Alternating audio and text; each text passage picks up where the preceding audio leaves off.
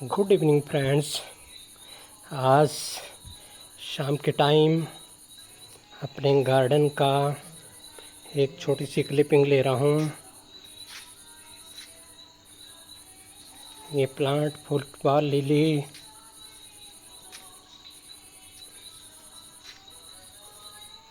चंपा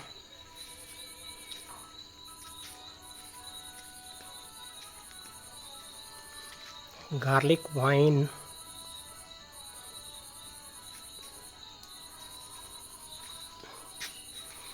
friend, ये शाम का दृश्य है इवनिंग टाइम का मेरे ग्राउंड फ्लोर का। थैंक यू, शुक्रिया।